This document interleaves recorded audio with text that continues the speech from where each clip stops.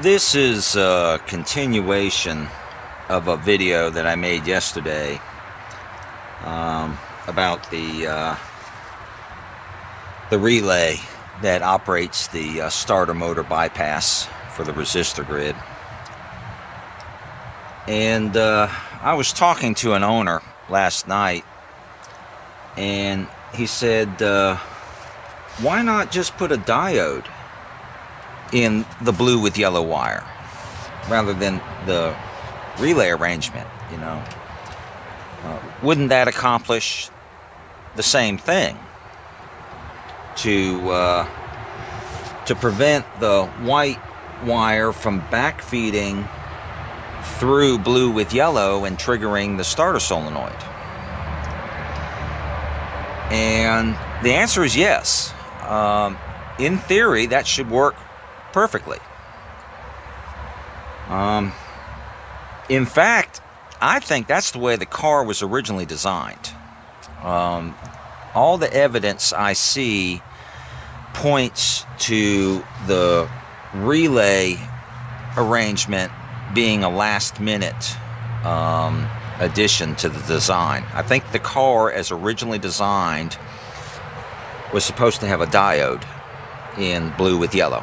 It was supposed to run from the starter solenoid through the diode to the resistor grid direct. And there's several pieces of evidence that point to that. First and foremost, these components here, the socket and the relay, are not intended to be outdoors. Okay? These are not weather-rated components. They're not supposed to be out here in the engine compartment. They're supposed to be inside the car body, like all the other relays. And in fact, there's already a relay in the starter circuit, in the relay banks. There's a relay that is what triggers the solenoid. The ignition tumbler, the electrical switch on the ignition tumbler, does not operate the solenoid direct. It operates a relay, and then the relay triggers the solenoid. So if this was part of the original design, it would be in the relay banks as well. It would not be out here,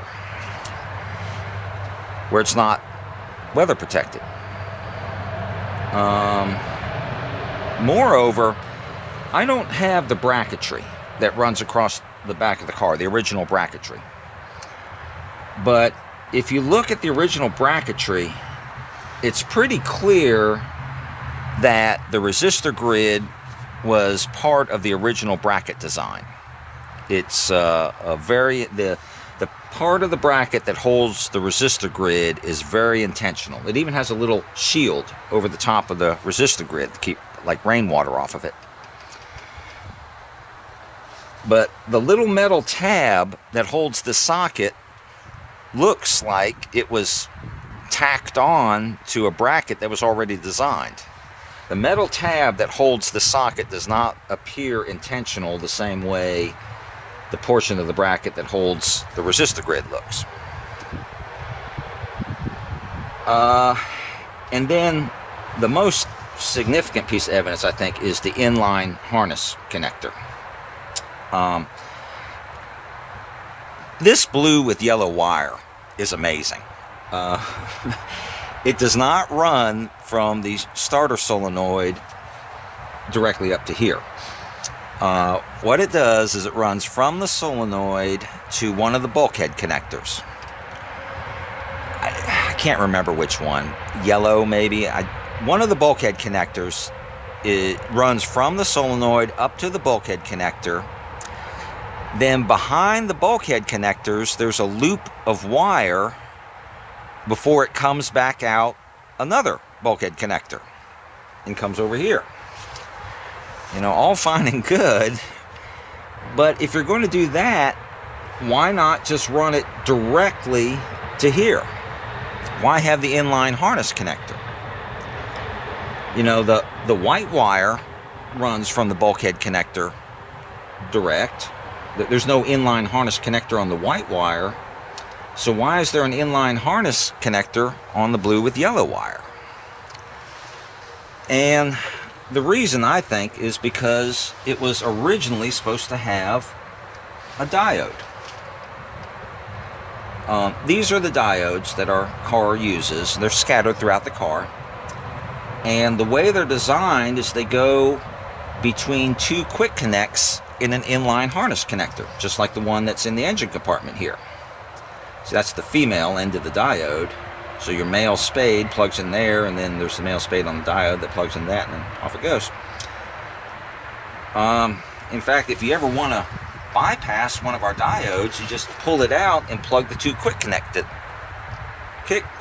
together like that, which is the way this is as the car is built. You have the two quick connects plugged together like a diode is missing.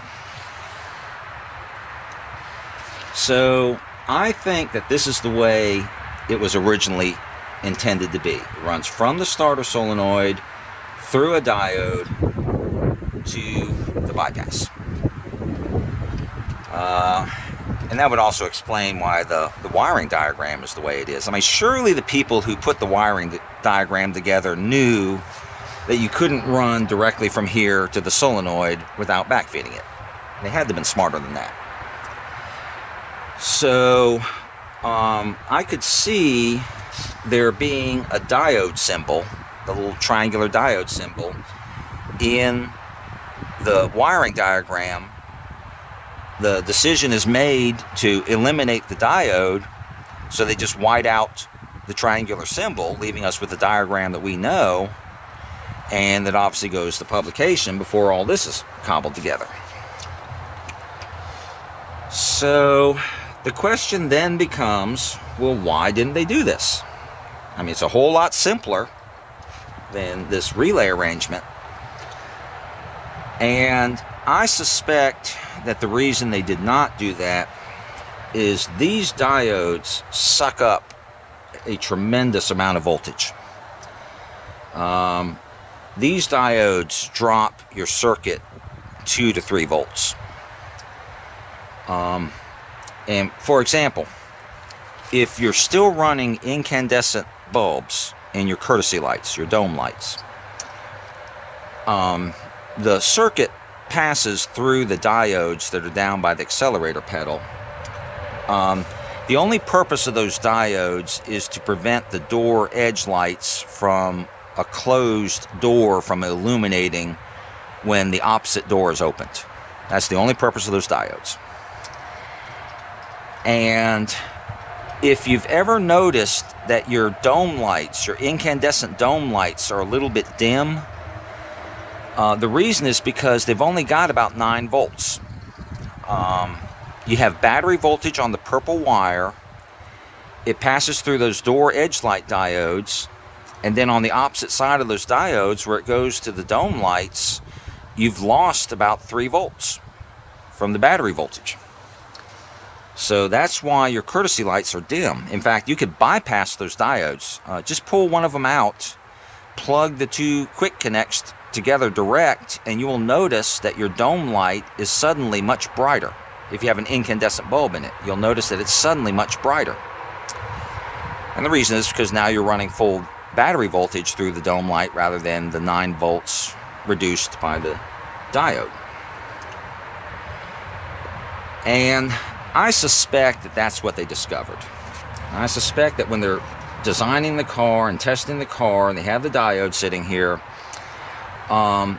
remember your system voltage is going to only be about 10 volts at most while the starter motor is spinning. The starter motor draws so much amperage that it just drops the whole electrical system down from battery voltage down to about 10 volts. So now you pass it through a diode that's going to drop it down to about 7 volts. So you now have 7 volts at the bypass rather than the 10 volts that you would get, through this arrangement, which is further reduced by the remaining ballast resistor.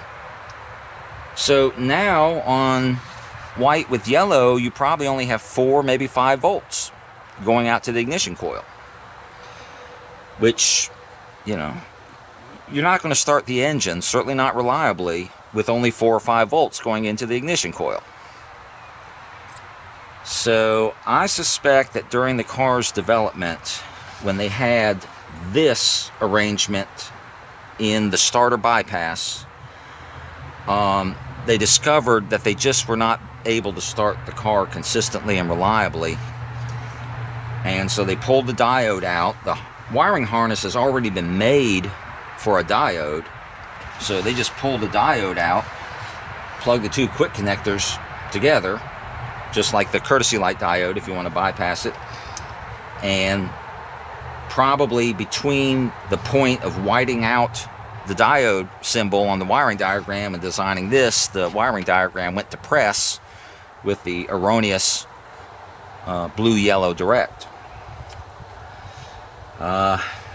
So my suggestion to that owner is pull one of the diodes out of your courtesy lights, and you've already got an inline harness connector in the engine compartment here, so just plug the diode in and then run a short little piece of wire from the diode to here.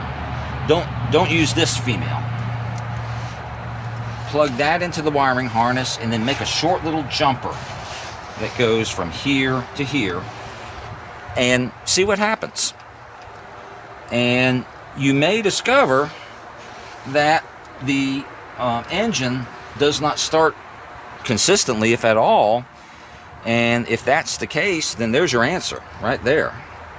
That the reason we don't have a diode is because certainly the type of diodes that the car is built with, this style of diode, drops too much voltage. And so in lieu of that voltage drop, they came up with a system that's able to use however much voltage is on this white wire and just feed it around that way.